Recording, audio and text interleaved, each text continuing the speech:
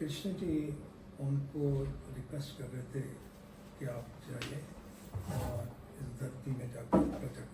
प्रभुपाद जी ने उस समय बोला, प्रभु वो तो बहुत ही भयंकर जगह है, मैं नहीं जाना चाहता, आपसे अलग नहीं होना चाहता, मुझे यहीं रहने दो प्लीज़।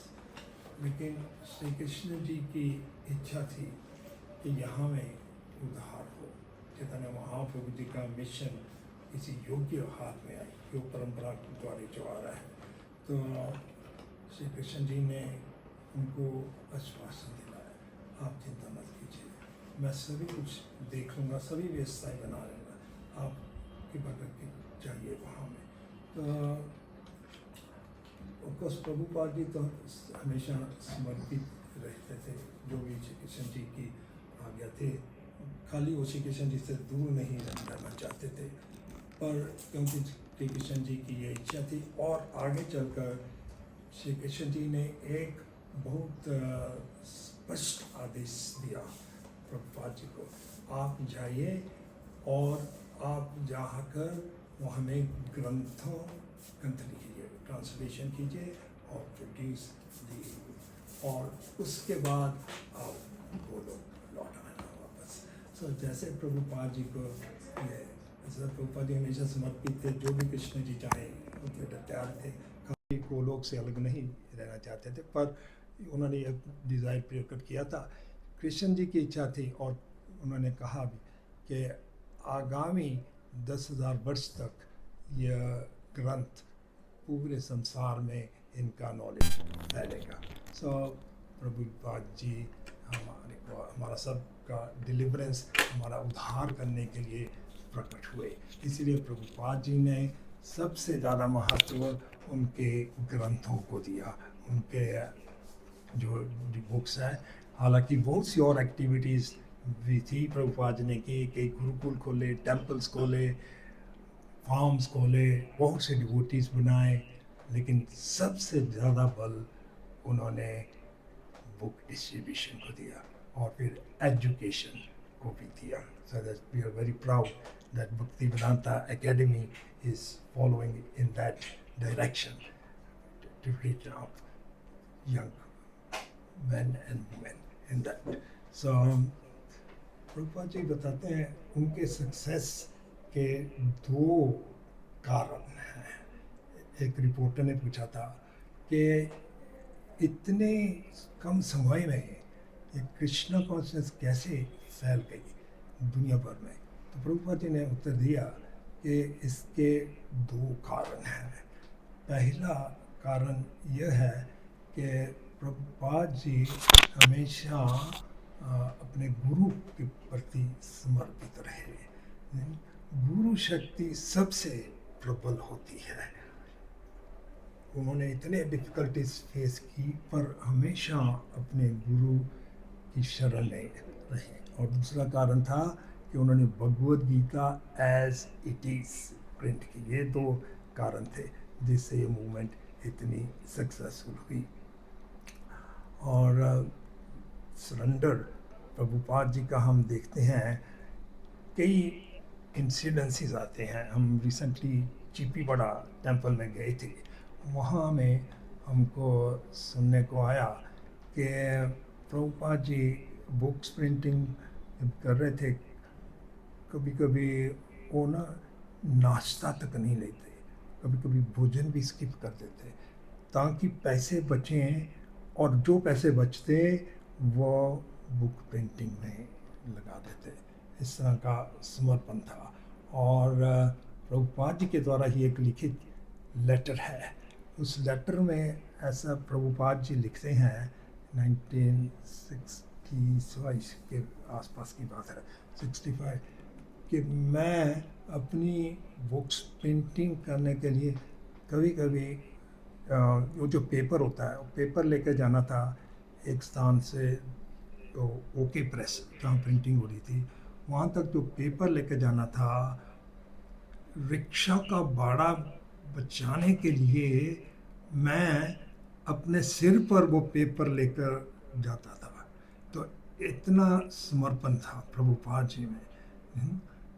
फिर वो लेटर में प्रभुपाद जी लिखते हैं, वसुदेव बेबी कृष्णा को, चाइल्ड कृष्णा को यमुना जी के पार लेकर गए, कृष्ण जी के कहने पर यमुना जी के पार लेकर गए, और मैं ये जो पेपर लेकर जा रहा हूँ ओके प्रेस तक, इसमें जो मैं मैसेज लिखूँगा, ये मैसेज मैं समुद्र पार लेकर जाऊँगा, जिससे दुनिया भर के लोग भागवत पढ़ सकेंगे, श्री कृष्ण जी का मैसेज पढ़ सकेंगे।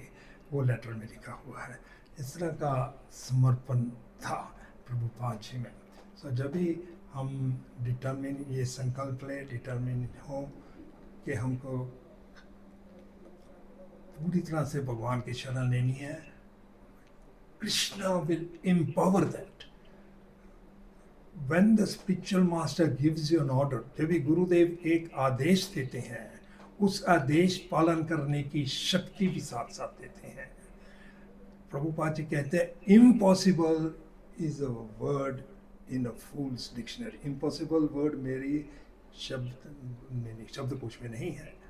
ये घटना तब की है जब भी प्रभुपाद जी ने आदेश दिया, कुछ समय के लिए भागवतम प्रिंटिंग रोक दो, मुझे अभी चैतन्य चरितामृत पर फोकस करने का है, और मुझे चैतन्य चरितामृत मैंने स्क्रिप्ट तैयार कर ली है, 2 महीने के अंदर अंदर चैतन्य चरितामृत तैयार चाहिए।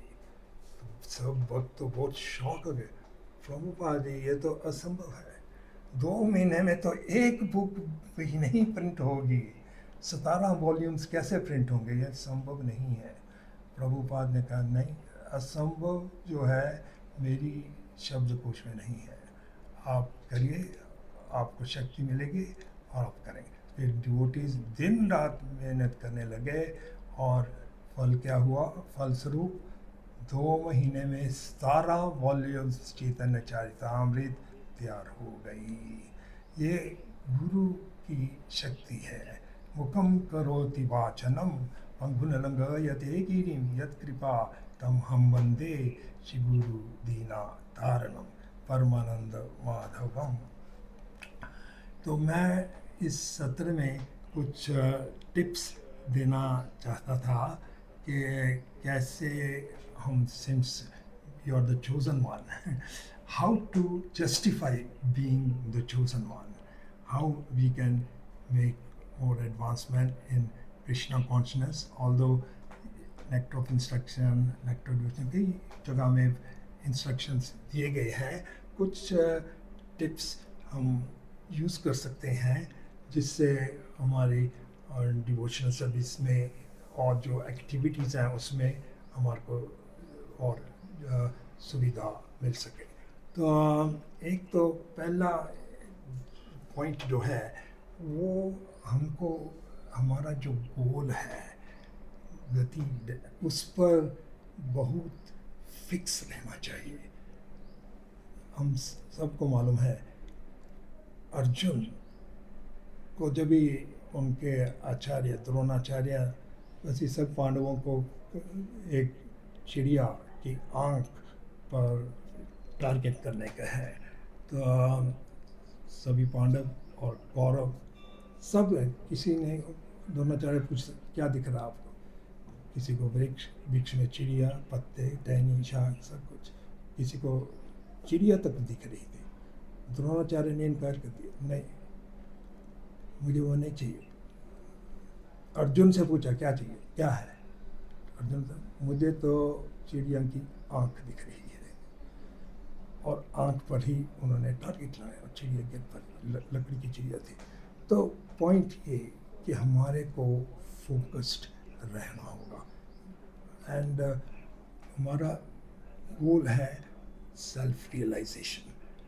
प्रभुपाद जी ने कहा है कि हाईएस्ट रियलाइजेशन, जो सबसे श्रेष्ठ आत्मसाक्षात्कार है, सेल्फ रियलाइजेशन है, टू सेव योरसेल्फ फर्स्ट। पहले अपने आप को बचाओ, क्योंकि अगर अपने आप को नहीं आप बचा सकेंगे तो किसी और को नहीं आप बचा सकेंगे। So first you save yourself, do very good Sadhana, studies अच्छी करो, एसोसिएशन अच्छी में रखो, some risks you have to take also. There should be calculated risks also. And Krishna is very pleased.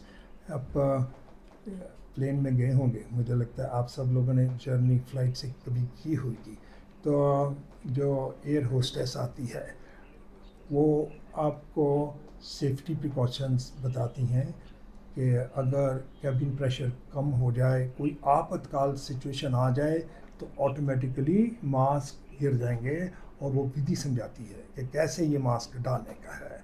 पर सबसे महत्व की बात क्या है, ये समझाने के बाद वो आपको ये कॉशन करती है कि किसी और का डालने से पहले आप पहले अपना मास्क डालिए, क्योंकि आपका ही मास्क नहीं, आप ही सेफ नहीं होंगे तो आप किसी और का नहीं डाल पाएंगे। सो यही सिचुएशन हमारा है।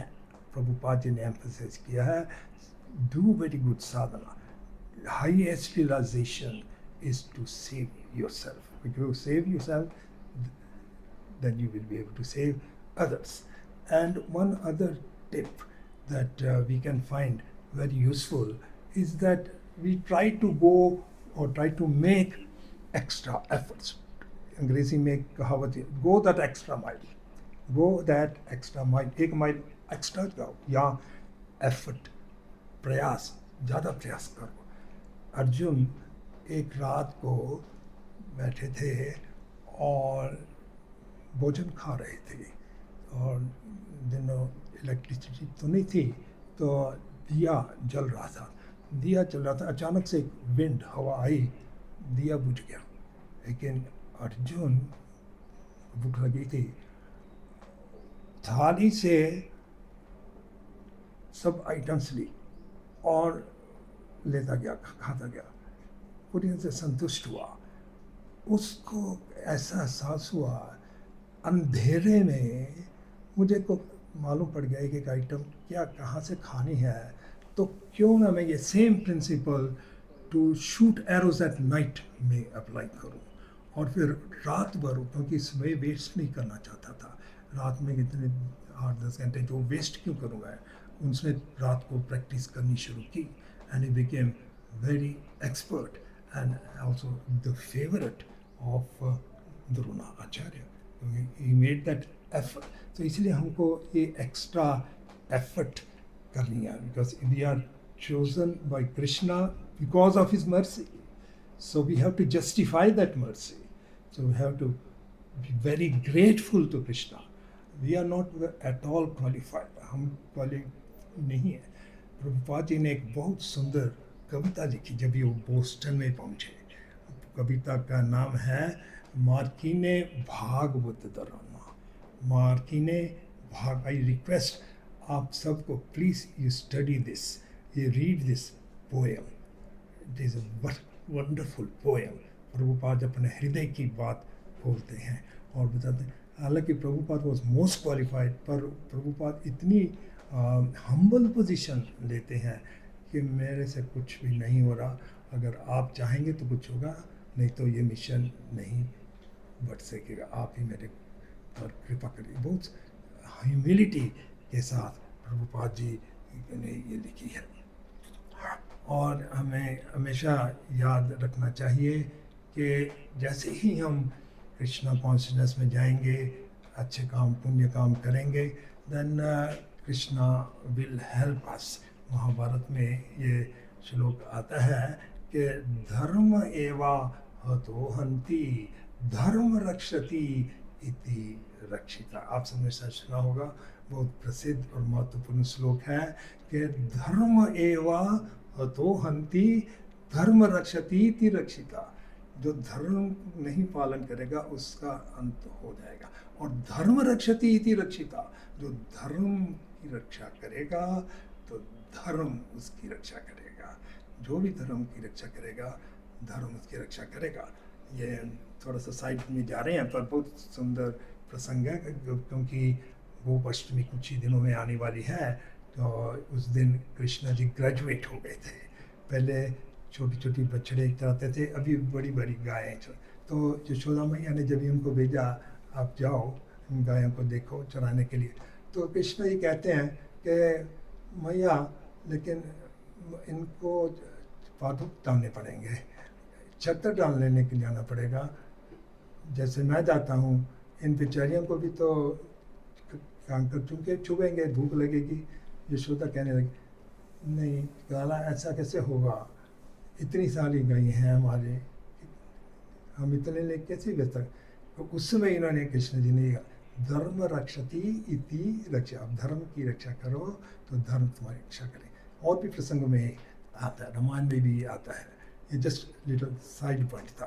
तो make that extra effort and always remain positive. हमेशा आप पॉजिटिव मूड रखो, स्पिरिट रखो। जहाँ जब हम पॉजिटिव रहेंगे तो आसपास के भी जो लोग हैं वो भी हैप्पी फील करेंगे। We will feel happy and they will feel very happy. और ये प्रयास करना चाहिए। Be very grateful, be thankful to Krishna. ये ब्रह्मा जी ने कहा है कि हम सब अपने पूर्व कर्मों का फल भोग रहे हैं। डिवोटी को ये रियलाइज करना चाहिए। लेकिन कृष्ण ने खाली टोकन सफरिंग ही दी है हमारे को। इसमें always remain very grateful to Krishna. And one of the things nectar of devotion में mention की गई है कि we have to learn the art of crying. हमको शायद, क्योंकि अगर किसी ने नहीं सुना होगा अजीब लगता है, क्योंकि ये हमने बहुत से सुने हैं लाफिंग क्लब बहुत से लोग जाते हैं लाफिंग क्लब में, एक्चुअली वो आर्टिफिशियल सिचुएशन है laughing club. Ours is a crying club. We are crying for Krishna. Unless you learn to cry for Krishna, how will Krishna notice you. Bhakti Siddhanta Saraswati Thakur ji ने एक बहुत सुंदर प्रसंग सुनाया कि एक हस्बैंड था और उसकी वाइफ, उसके 2 बेटे थे। तो एक दिन वो हस्बैंड को जाना था कहीं। जनरली हस्बैंड अपने आप ही सुबह नाश्ता बनाता था और उसकी वाइफ बच्चों को देखती थी। तो एक दिन उसको जल्दी जाना था, तो उसने वाइफ को कहा कि आज नाश्ता आप बना लो, मुझे जल्दी जाने का है। तो वाइफ नाश्ता तो बनाने लगी, लेकिन वो जो छोटा बालक था, वो कुछ ही महीनों का था, वो रोने लग गया। उसको तो अटेंशन चाहिए माता की। तो माता इंटेलिजेंट थी, उसने बड़े बच्चे को, पास ही दुकान थी, वहाँ से भेजा और एक खिलौना लेकर आया। तो खिलौना लेकर आया और छोटा सा बालक खिलौने के साथ खेलता रहा, मस्त होकर खेलता रहा और माता अपना काम करती रही, कोई डिस्टर्बेंस नहीं हो गई। तो कुछ देर जब हो गई, टाइम बीत गया, तो उसको जो बालक को भूख लगने लगी तो नेचुरली स्टार्टेड टू क्राई। तो वो आई, बीच बीच में आकर देखती रही, खेलता है खिलौने के साथ, ठीक मस्त था। तो लेकिन जब भूख तीव्र होगी उसकी, तो फिर वो ज़ोर से चिल्लाने लगा। ज़ोर से चिल्लाने लगा तो माता को सब कुछ खाना पकाना जो था आकर उसको लेना हो। आचार्यगण टिप्पणी देते हैं इसके कि जब तक हम माया को पकड़े रखेंगे तो हमको ये मुश्किल, हम कृष्णा के पास नहीं आएंगे। तो जैसे ही उसने खिलौना फेंक दिया तो और रोने लग गया माता के लिए, तो माता ने उसको उठा लिया। सो वैसे ही जब भी हम माया का ये त्याग करने, हमको कृष्ण और कृष्ण ही चाहिए, तो कृष्ण हमको अपनी गोद में ले लेते हैं। एक मटीरियल एग्जाम्पल है, पर उससे हम कुछ सीख सकते हैं, बहुत कुछ सीख सकते हैं। ये एग्जाम्पल है, आप सबने सुना होगा, एक बहुत प्रसिद्ध, ना वो साइंटिस्ट था ना इंजीनियर था, लेकिन उसने एक ऐसा काम किया जिसने दुनिया को रोशनी दी। आप बहुत सरप्राइज होंगे, रोशनी दी। वो ऐसे समझो, सूरज के प्रकाश के सेकंड नंबर पर आता है इस व्यक्ति का श्रेय जिसने पूरे संसार को आर्टिफिशियल लाइट दी। वो ऐसा प्रसंग है, आपने गेस कर लिया होगा, वो व्यक्ति था Thomas Alva Edison. Thomas Alva Edison जिसने लाइट बल्ब बनाया था। तो इसकी बहुत इंटरेस्टिंग स्टोरी है। और पर्पस इसका बताने का स्टोरी का है कि कितना ये डिटर्मिन्ड था। हमारे को भी हमारे शास्त्र भी कहते हैं, जैसे तितलियाँ चिड़िया थी, अपने अंडों को बचाने के लिए इतनी डिटर्मिन्ड थी कि गरुड़ जी आए और उसके अंडे दिला दिए। सो अभी हम थॉमस अल्वा एडिसन पर आते हैं। थॉमस अल्वा एडिसन इस स्कूल में जब ही थे एज ए यंग स्टूडेंट, उसके टीचर्स उससे बहुत अप्रसन्न थे।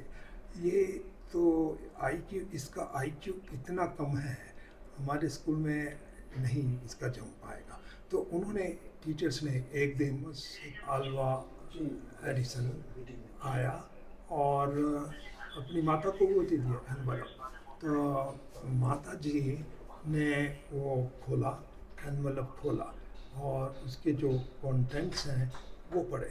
तो कंटेंट्स पढ़ते ही माता की आंखों में आंसू आ गए, लेकिन वो एक्सप्रेस नहीं कर रही, जानबूझकर छुपा रही कि वो दुखी है। और थॉमस ने पूछा, माता इसमें क्या लिखा है? तो उसको क्या बोलने लगी, मेरे प्रिय पुत्र, इसमें लिखा है कि ये हमारा स्कूल जो है ये आपके योग्य नहीं है, क्योंकि आप बहुत इंटेलिजेंट हैं।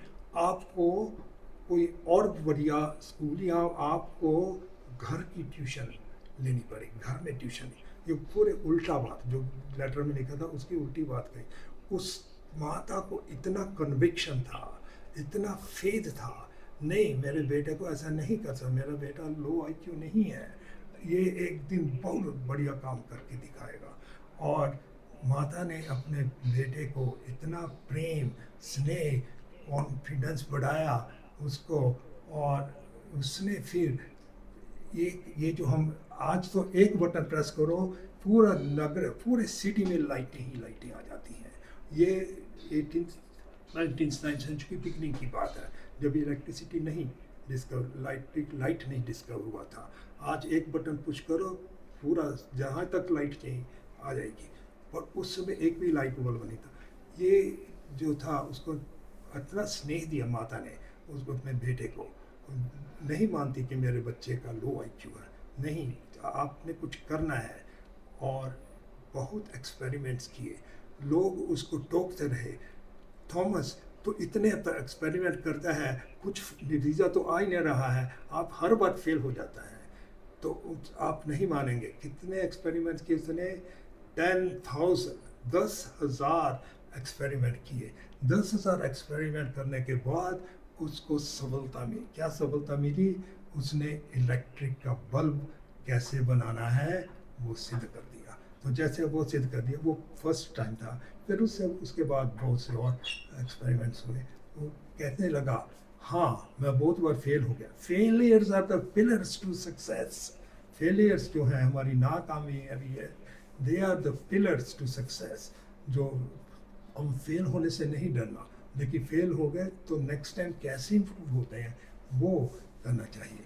तो थॉमस कहने लगा, हाँ मैंने 10,000 एक्सपेरिमेंट किए थे, 9,999 गलत किए था, पर लास्ट में जो किया वो ठीक था।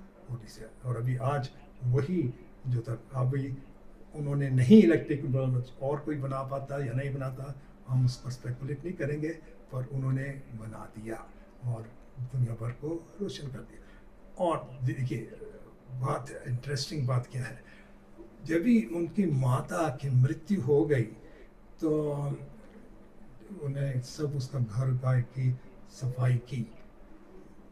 घर की सफाई करता था, तो सफाई करते करते उसको उस माता की वही जो लेटर वो टीचर्स ने दी थी वो मिल गई, और उसने पहचान ली ये तो वही लेटर है, ये जो मेरे टीचर ने, देखो तो सही क्या लिखा हुआ।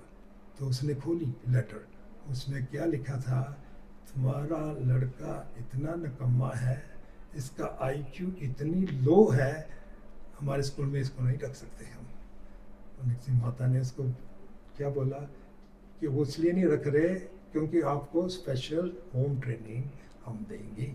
और माता के स्नेह से वो इतना अचीवमेंट लेकर आया। पॉइंट ये था, हम सबको एक दूसरे को इनकरेज करने का है, इससे हम सब का उत्साह बढ़ेगा।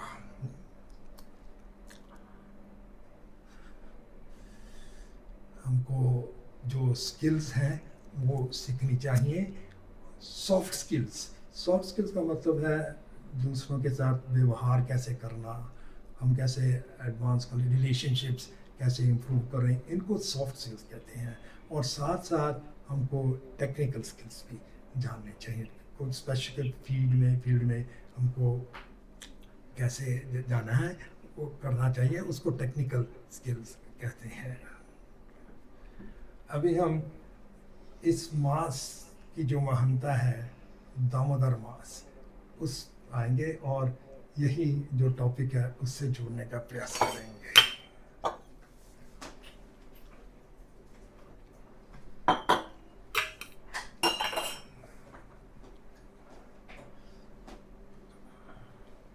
दामोदर का मास जो है, हम खासकर गौड़िया वैष्णवों के लिए, सभी वैष्णवों के लिए बहुत ही महत्वपूर्ण है और बहुत कुछ सीखने को हमको मिलता है दामोदर मास और दामोदर लीला से।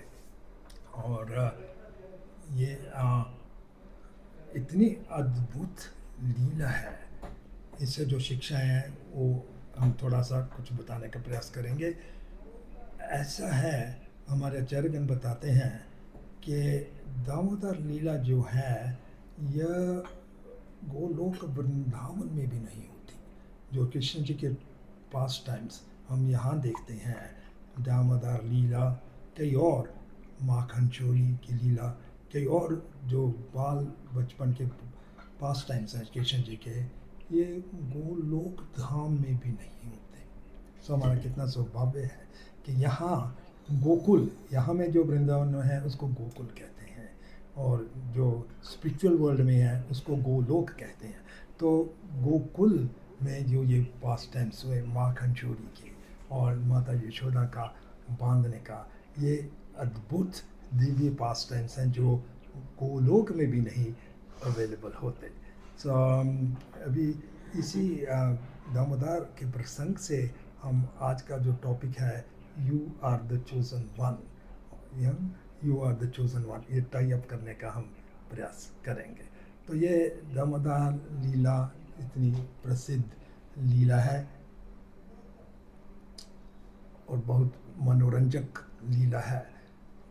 ये लीला दीपावली के दिन ही हुई थी। दीपावली के दिन यशोदा माता ने कृष्ण जी को बांधा था। हम कई डिवोटीज जो हैं, दीपावली रामचंद्र जी के अयोध्या लौटने पर, वो भी ठीक है, रामचंद्र जी आए थे, लौट कर दीपावली मनाते हैं। ब्रजवासीगण जो हैं वो इस दामोदर लीला को ज़्यादा महत्व देते हैं, क्योंकि वो दीपावली के दिन ये घटना हुई थी। सुबह उठी थी यशोदा मैया हर रोज़ जैसे उठती और तैयार होकर तैयारी कर रही थी मिठाई बनाने के लिए, दीपावली के लिए बनाना था। दूध रखा था सिगड़ी के ऊपर। उधर कान्हा अब तक तो सोए हुए थे, अपनी मैया को नहीं पाकर कैसे तैसे भी पलंग से उतर गए और मैया जहाँ दही मंथन कर रही थी वहाँ तक पहुँच के साड़ी का पल्ला खींचा। यशोदा पहचान के एक कान्हा आ गया, गोद में ले लिया, मंथन करना छोड़ दिया, चूमने लगी अपने लाला को प्रेम से और अपने स्तनों से दूध पिलाने लगी। तो थोड़ी ही देर के बाद यशोदा को वो सिगड़ी पर रखा हुआ जो दूध था वो उबलने की गंध आ गई, उबल कर सिगड़ी पर गिरने की गंध आने लगी। यशोदा भी द्विधा में आई। अभी तक तो कान्हा को संतुष्टि से तक दूध नहीं पिलाया, और दूसरी ओर दूध भी उबल जा रहा है, ये वेस्ट हो जाएगा, काम में लेना चाहिए दूध, अभी क्या करूं? तो उन्होंने निर्णय लिया ठीक है, मैं बर्तन उठाकर अभी वापस आऊँगी सिगड़ी से, और लाला को एक स्थान में बिठा दिया, गई सिगड़ी से दूध। हमारे आचार्य ने इतना सुंदर टिप्पणी दी है कि वृंदावन में सब कुछ चित है, चेतना है। दूध सोचने लगा कि मुझे काढ़ा तो पीने नहीं, वो तो माता के स्तनों से दूध पी रहे हैं, तो मेरे जीवित रहने का अर्थ क्या हुआ? उसने सुसाइड, आत्महत्या कर ली सिगड़ी में बैठ के। तो जैसे भी वो गए और बर्तन उठा लिया सिगड़ी से, और इधर कान्हा कहने लगे, फटने लगे, मेरी माता ने संतुष्टि से मुझे दूध भी नहीं पीना, ये दूध पूरे दुनिया को दूध पिला रहा हूँ मैं, ये छोटे से 2.2 लीटर दूध के लिए मुझे छोड़कर उधर चली गई, अभी मैं कुछ नटखट करूँगा। तो कान्हा ने एक पत्थर लिया और मटकी पर फेंका, दही पर फैल गया सब जगह में, और उसके पाद चिन्ह भी उधर रह गए। यशोदा मैया जब भी लौटे तो देखती है दही पूरा बिखरा हुआ है फर्श के ऊपर, और कान्हा के पाद चिन्ह उनमें है। तो अभी मैं दिखाऊंगी तुम्हारे को, इतना नटखट हो गया है ना, आज तुमको बांध के रखूंगी मैं। एक छड़ी ली और उसके पीछे भागी, तो उसके पीछे भागी, कान्हा डर के, ये तो मेरी मरिया अभी बहुत गुस्से में है, मारेगी, नेत्रों में आंसू आ, पर यशोदा ने पकड़ लिया, तू बहुत नटखट हो गया, तुमको आज मैं इधर ही बांध कर ही रखूंगी। उठकल के साथ बांधने लगी, अपना ही रिबन केशों से निकाल कर बांधा, लेकिन 2 उंगलियां छोटी रह गई, 2 उंगलियां छोटी रह गई। फिर अंदर गई रस्सी, कान्हा हिलना नहीं, मैं रस्सी लेकर आती हूँ। उससे साथ एक से एक जोड़ी रस्सी, फिर भी छोटी। जितनी भी रस्सियाँ लेकर आती, हमेशा 2 उंगलियां छोटी रहती। फिर ब्रजवासी वो देख रहे, गोकुलवासी सब इसका लुत्फ ले रहे, माता यशोदा तुम नहीं बांध पाएगी। यशोदा कहते मैं बांध कर ही रहूंगी इसको। इधर कान्हा कहता मैं नहीं बंधूंगा, पर यशोदा सब ब्रजवासी से लाओ रस्सी बांधते, जितनी भी रस्सी लाए 2 उंगलियां हमेशा कम रहती। फिर ये पास टाइम सुबह प्रातःकाल शुरू हुआ, दिवाली के लिए शाम तक चलता रहा, और शाम तक यशोदा मैया छोड़ते नहीं, मैं नहीं छोड़ूंगी, बांध कर ही रखूंगी, और कान्हा मैं नहीं बंधूंगा। चलता रहा, और फिर यशोदा मैया आई फिर से बांधने। इस बार कुछ पसीना उन कान्हा के ऊपर गिर गया, और कान्हा से, मेरी माता इतना परिश्रम कर रही है, अभी मैं बंध जाऊंगा। जो सबको अपनी माया से बांधते हैं, भला उनको कौन बांध सकता है? उनको तो प्रेम से ही बांधा जाता है, और ये यशोदा माता का प्रेम था, और फिर वो बंध गई। ये मैं शॉर्ट स्टोरी करके सुनाता हूँ, जो आज के टॉपिक के साथ क्या कनेक्शन है वो उस पर आते हैं। तो बंध गए, फिर बंध गए, कृष्ण जी ने का प्रयास किया। सो हमारे आचार्यगण इस पास टाइम पर टिप्पणी देते हैं कि 2 उंगलियां कम क्यों रही हर बार, कितना विचार। तो इसका अर्थ ये था कि एक उंगली संकेत करती है कि हमारे को कृष्णा कॉन्शियसनेस में आने के लिए, एडवांसमेंट करने के लिए कृष्ण की कृपा होनी चाहिए। जब तक उनकी कृपा नहीं होगी हम सक्सेस नहीं होंगे।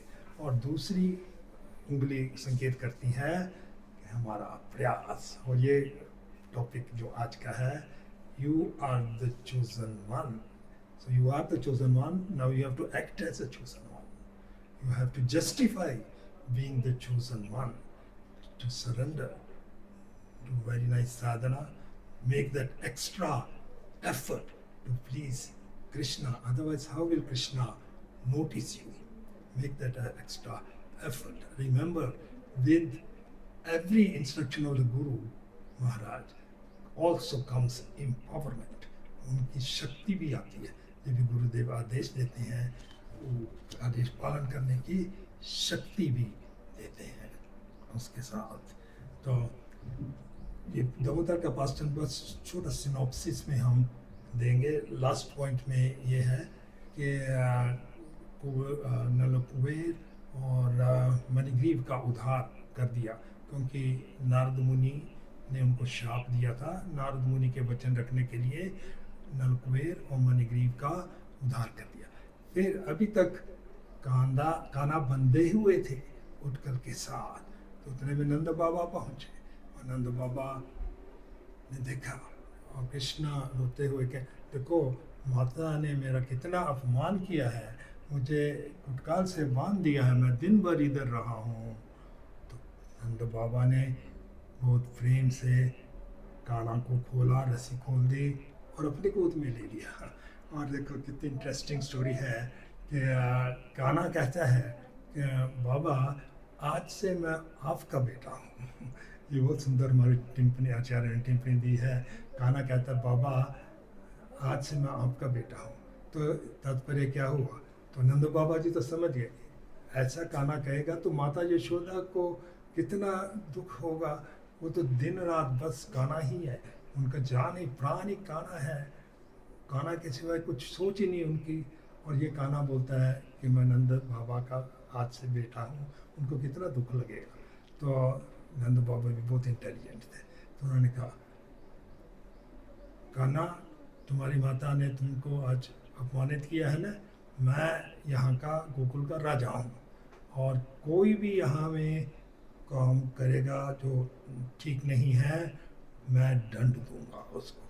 तो काना ने जब सुना दंड देगा, मेरी माता को दंड देगा, नहीं नहीं कभी नहीं। तो नंद बाबा की गोद से फिसल कर निकल गए और यशोदा माता की गोद में चढ़ गए। और यशोदा माता की गोद में चढ़ गए तो यशोदा माता ने अपने हाथों से काना के उदर को बांध दिया। और हमारे आचार्यगण कहते हैं यह असली दामोदर लीला है, यशोदा का अपने काना को दामोदर को अपने हाथों से बांध लेना। रस्सी से भी बांधा वो भी ठीक है, पर अपने हाथों से बांध देना ये दामोदर लीला है। तो इसके पास्ट टेंस से ये मिलता है कि 2 fingers short, प्रयास हमारे को करना पड़ेगा and Krishna will notice that. कोई काम अपने आप नहीं होते, श्रेयंसी बहु विघ्नाय ना, भक्ति संस्था का जी कहना है, कोई भी श्रेय उत्तम अच्छा काम करेंगे स्ट्रगल होगी। प्रभुपाद जी के लाइफ में कितनी स्ट्रगल्स थी हम देखते हैं, लीलामृत पढ़े और प्रभुपाद जी हमेशा समर्पित रहे उनको। और लास्ट में ये रामायण से एक एग्जाम्पल बताकर हम विराम देंगे। जब श्री हनुमान जी लंका को जलाकर किष्किंधा वापस लौटे तो श्री रामचंद्र जी ने हनुमान जी का आलिंगन किया और उनने जो कार्य किए थे उनके लिए उनकी बहुत सराहना की। और मुख्य 3 बात उन्होंने कही रामचंद्र जी ने हनुमान जी से कि आपने बहुत ही श्रेष्ठ काम किया है। और उन्होंने 3 श्रेणी के ड्यूटीज या 3 श्रेणी के डिसाइपल्स या 3 श्रेणी के पुत्रों का वर्णन किया रामचंद्र जी ने। उन्होंने कहा कि हनुमान आप पहली श्रेणी में आते हैं। पहली श्रेणी का जो डिसाइपल होता है या जो पुत्र होता है वो जितना उसको कहा जाए उससे अधिक ही करता है। हनुमान जी को कोई आदेश नहीं था कि लंका जी को जला दें। एक्चुअली हनुमान जी चाहते तो रावण का वध भी कर सकते थे, पर वो श्रेय रामचंद्र जी को देना चाहते थे, इसलिए रावण का वध नहीं किया। पर लंका को तो जला दिया, ताकि जब भी वानर सेना आएगी उनका और रामचंद्र जी आएंगे, उनका कार्य और सरल हो जाए। तो ये हनुमान जी ने किया और सीता जी को तो खोजा ही, और लंका को नष्ट कर दिया। तो रामचंद्र जी कहते हैं कि जो पहली श्रेणी का डिसाइपल होता है, और जितना उसको ऑर्डर दिया जाए उससे अधिकतर ही करता है। दूसरी श्रेणी का जो होता है डिसाइपल, वो जब तक उसको बोला नहीं जाए उतना ही करता है, उसके अधिक नहीं करता। और तीसरी श्रेणी का होता है जिसमें क्षमता हो लेकिन वो फिर भी नहीं करता, वो विपरीत ही करता है। आपने जिनको आदेश मिले हैं उन्होंने कहा, हनुमान जी आप तो पहली श्रेणी के हैं, और उसी श्रेणी में श्री प्रभुपाद जी हैं, उसी श्रेणी में श्री रूप गोस्वामी जी और हमारे अन्य आचार्य हैं। श्री चैतन्य मनोविष्टम स्थापितम येन भूतले स्वयं रूपा तदा मयम ददा। श्री महाप्रभु जी का मनोविष्ट क्या है ये जानते हुए रूप गोस्वामी जी ने ग्रंथ लिखे और आगे कार्य बनाए, और वही कार्य श्रील प्रभुपाद जी ने किए। हम प्रभुपाद जी के बहुत आभारी हैं, जो प्रभुपाद जी के प्रति हमारा ऋण है, जो इस गुरु परंपरा के प्रति हमारा ऋण है, वो हम कभी भी नहीं चुका पाएंगे। हम कितनी भी सेवाएं क्यों ना करें, कितनी भी बुक्स क्यों ना वितरण करें, कितने भी टेम्पल्स क्यों ना ओपन करें, कितने भी भक्त क्यों ना बनाएं, अन्य सेवा क्यों ना करें, लेकिन जो हमारा ऋण है प्रभुपाद जी के प्रति, जिन्होंने हमको गुरु परंपरा की कृपा दिलाई है, महाप्रभु जी की कृपा दिलाई है, हम ऋण नहीं चुका पाएंगे। लेकिन हम ऐसे कार्य करें जैसे प्रभुपाद जी हमारे से प्रसन्न हों। और प्रभुपाद जी ने विशेष तौर पर कहा है कि अगर आप मेरे प्रति अपने आप को ऋणी मानते हैं तो आप प्रचार कीजिए। यही एक लक्षण है जीवित जीवन होने का, हम प्रचार करें। लिविंग बॉडी प्रीचेस, ठीक है। So all instructions, I am very happy to be on this seminar. Thanks to all the facilitators, the director of Bhaktivedanta Academy, done very nicely, and we hope that in the future we'll join you again. In the meantime, wish you very happy Diwali and a happy New Year, very Krishna conscious New Year. Thank you very much. Hare Krishna.